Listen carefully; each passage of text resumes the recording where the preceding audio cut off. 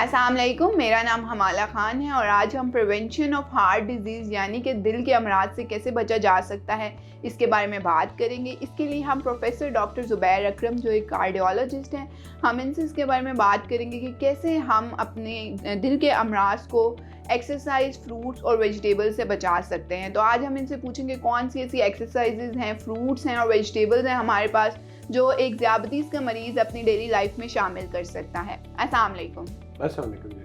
अच्छा डॉक्टर साहब, आप क्योंकि बहुत ज़्यादा ज़ियाबतीस के मरीज़ जो हैं वो दिल के अमराज की तरफ जा रहे होते हैं और वो आपसे बहुत ज़्यादा कंसर्न रहते होंगे और सवाल बहुत ज़्यादा करते हैं कि ऐसी कौन सी एक्सरसाइज है जो आप रिकमेंड करते हैं कि एक ज़ियाबतीस का मरीज़ करे ताकि वो अपनी हार्ट डिजीज़ से बच सके।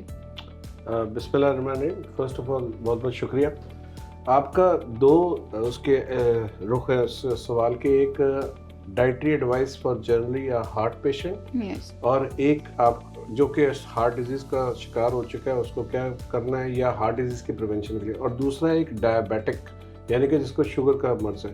सो देयर आर टू डिफरेंट, तो मैं दोनों का अलग अलग आपको जवाब देना चाहूँगा। सबसे पहले प्रिवेंशन ऑफ हार्ट डिजीज़ के लिए जो है आप बात की जाए कि उसके लिए क्या एक्सरसाइज और क्या डाइट लेनी है। जिस तरह के आपने और स्पेसिफिकली आपने डाइट और एक्सरसाइज के मतलब जो है डिस्कशन किया कि उसके ऊपर मैं गाइड करूँ, और सबसे पहले बताता चलूँ for prevention of heart disease जो डाइट, एक्सरसाइज एंड वेट जो है ये they are minor risk factors.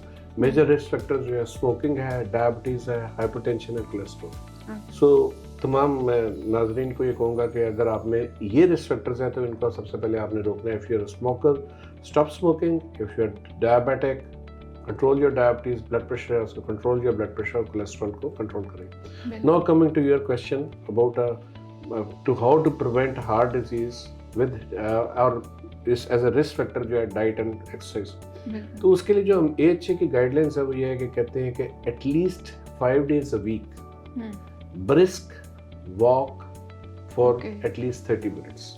यानी कि आपने ब्रिस्क वॉक करनी है कम से कम 30 मिनट्स के लिए। आइडियली तो ऑल डेज अ वीक आप कर ले, तो एटलीस्ट ये नहीं है कि आपने चल कर टामक मतलब चल कर खरामा चलते कि नहीं। You have to do a brisk walk और at least for 30 minutes 5 days a week, 7 days कर लें और ज़्यादा बेहतर है। But there is no restriction कि आप इससे ज़्यादा करना चाहिए। दूसरी चीज़ है वेट के मतलब, और मैंने बताया कि एक तो जनरल आपके वेट की जो गाइडलाइंस होती है कि BMI कितने व्हाट्सएवर, बट हम बिल्कुल लेमन टर्म में कहते हैं कि अपना जो है वेस्ट को कंट्रोल करें। अच्छा। तो उसमें जो है आपको कहा जाता है कि आप अपने जो है वेस्ट लाइन जो है 1 इंची टेप अपने घर में होनी चाहिए। फीमेल्स के लिए ideal waist line is 30 inches और मेल्स के लिए 35 इंचेस है। और 40 पे अगर वो चला जाता है मेल और 35 पे फीमेल तो उसको हम डेफिनेट ओबेसिटी कहते हैं। सो अगर जिन लोगों की वेस्ट लाइन बड़ी है, जिनका पेट निकला हुआ है, उसमें हार्ट डिजीज के इम्कान ज़्यादा है। अच्छा। सो आपने विद डाइट एंड एक्सरसाइज जो है ऑब्वियसली इस वेस्ट लाइन को कंट्रोल करना है टू द डिजायर्ड लिमिट्स और ओबेसिटी से बचना है।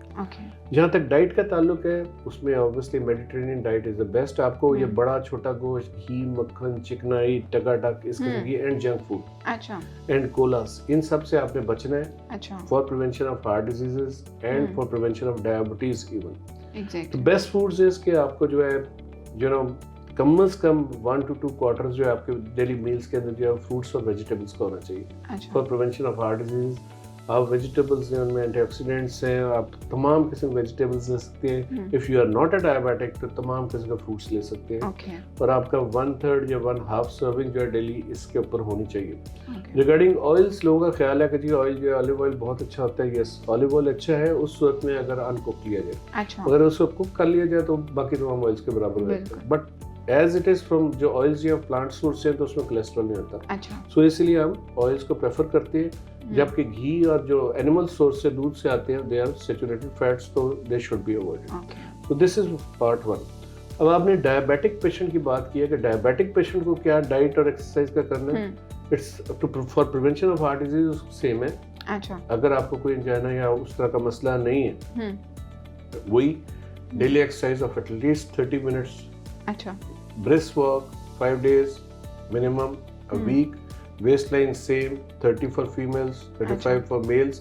सिर्फ डाइट द सेम जिस तरह वो मैंने चिकनाई वाली चीज़ों का परहेज बताया, सिर्फ इसमें फ्रूट्स का जो है, क्योंकि ऑब्वियसली पेशेंट डायबिटिक है तो उसमें फ्रूट्स पे जो है सिर्फ हम अमरूद, एक छोटा पीस या आड़ू या जो है सेब one single piece of either of the three, या उसके अलावा पपीता जो है वो हम ले सकते हैं, but otherwise dietary advice except for the fruits it's the same whether you are a diabetic or not a diabetic. Okay. So this is what it is. Okay अच्छा, इसमें जैसे कोई एक दिल का पेशेंट होता है, दिल का मरीज़ होता है, तो वो सब्जियों में आप उसे कह रहे हैं कि वो तमाम किस्म की सब्जियां इस्तेमाल कर सकता है, Yes. या कोई आप एक स्पेसिफिक चीज़ बताना चाहेंगे कि इसका इस्तेमाल वो अपनी डेली लाइफ में ज़रा ज़्यादा रखे, ज़रूरत से ज़्यादा कर ले इसका इस्तेमाल, या वो तमाम सब्जियों का इस्तेमाल कर सकता है? जैसे कि आलू आ जाता है, आलू में बहुत सारे लोग ऐसे करते हैं कि फ्राइड आलू का इस्तेमाल कर रहे होते हैं, क्योंकि उन्हें होता है कि डॉक्टर ने अगर आलू की इजाज़त दे दी है तो वो किसी भी फॉर्म में इसका इस्तेमाल कर सकते हैं। You know, आलू का जो है obviously you know, एक तो चुकंदर और गाजर इज समथिंग जो कि डायबिटिक्स को एहतियात करनी है, आलू का भी partially, but obviously it just depends कि आप किस अंदाज में उसको कुक कर रहे हैं। मगर आलू के अगर आप फ्राइज ले रहे हैं तो वो सारी उसकी वैल्यू जो न्यूट्रिशनल वैल्यू है वो खराब है। अच्छा, बिल्कुल खराब होगी, बट अगर आप बॉईल करके ले सकते हैं, बट सालन में ले सकते हैं आलू, you can take it, you know.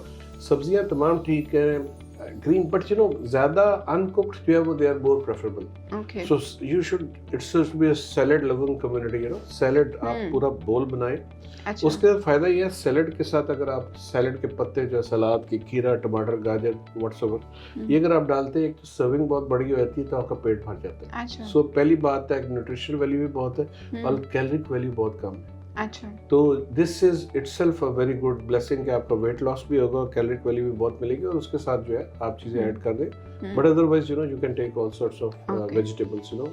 Uncooked हो इन फॉर्म ऑफ सैलेड्स वो ज्यादा प्रेफरेबल है। ठीक है। और इसमें फ्रूट्स में भी आपके ख्याल से कि एक दिल के मरीज के लिए कोई ऐसा फ्रूट नहीं है जो वो छोड़े या जिसका इस्तेमाल ज़रूरत से ज़्यादा करे? कोई ऐसा फ्रूट जो आप बताना चाह रहे हो कि एक दिल का मरीज इसका इस्तेमाल ज़रूर करे अपनी डेली लाइफ में? यू नो दिल के मरीज जो है वो फ्रूट्स जो है डायबिटिक्स के लिए मैंने आपको सिर्फ बताया, अमरूद सेब आड़ू या पपीता या जो है इसमें सिट्रस फ्रूट में जो है हम ग्रेप फ्रूट कहते हैं, ग्रेप फ्रूट नॉट ऑरेंज क्योंकि वो मीठा होता है। बट अदरवाइज अगर आप डायबिटिक नहीं है तो तमाम किस्म के आप फ्रूट्स ले सकते हैं। सिर्फ ये होता है कि अगर आपको साथ अपने इर्द गिर्द कोमोर्बिडिटीज देखनी होती हैं कि अगर आपका जो है पोटेशियम लेवल्स हाई है या कोई किडनी का मसला है तो आपको ऐसे फ्रूट्स जिसमें पोटेशियम है जैसे केला है, खजूर वगैरह, वो अवॉइड करनी है। फिर उसके बाद कुछ पेशेंट्स जो होते हैं हार्ट डिजीज एस्टेब्लिश्ड है, जिनका दिल का पट्टा कमजोर है, उनको हम कार्डियक फेलियर के पेशेंट्स कहते हैं, तो उनको हम कहते हैं जी आपने पानी कम रखना है, मकदार में पानी पीना है। तो वो सोचते हैं जी पानी का डॉक्टर साहब ने रोका था, वो टेक प्लेंटी ऑफ लिया, आड़ू ये अनार का जूस ले रहे हैं, इसका किन्नू का जूस ले रहे हैं, ऑल दैट। तो लिक्विड्स कुछ ऐसे जिस तरह आपका तरबूज है उसमें इट्स ऑल वाटर। तो आपने देखना है कि अगर if you are established patient of heart disease, दिल का पट्टा कमजोर है, तो फ्रूट ऐसे सॉलिड फिर फ्रूट्स लेने हैं। और अगर आप डायबिटिक नहीं है तो ऐसा फ्रूट जिसमें फ्लूइड कंटेंट ज्यादा, और अगर आपका दिल का पट्टा वीक है तो फिर आपको वो वाले फ्रूट्स नहीं लेने, just like citrus fruits and तरबूज वगैरह। बाकी पोटेशियम के कुछ रिच हैं और कुछ नहीं है। फिर डिपेंड करता है, कुछ लोग हमारे वार्फरिन की टेबलेट ले रहे होते हैं। Warfarin is a blood thinner, जो कुछ लोगों के वैल्व्स तंग हो जाए तो उसके अंदर स्पेसिफिक फ्रूट्स है जो कि उसकी वैल्यूज जो है, जो आइनर वैल्यूज है बढ़ा देते हैं घटा देते हैं। तो हमें पूरा गाइडलाइन को देनी पड़ती है कि अगर if you are taking warfarin तो ये ड्रग्स है, ये फ्रूट्स है जिससे बढ़ सकता है और कम हो, इनका अवॉइड करें। So this is what it is.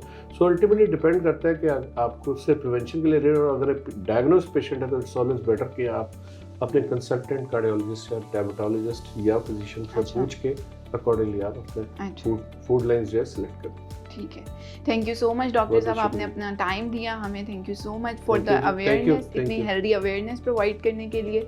और ये रहा आज का हमारा टॉपिक जिसमें हमने हार्ट डिजीज़ की प्रिवेंशन के बारे में बात की है और फलों और सब्जियों के इस्तेमाल के बारे में बात की है, जिसको एक आम इंसान अपनी डेली लाइफ में इस्तेमाल कर सकता है।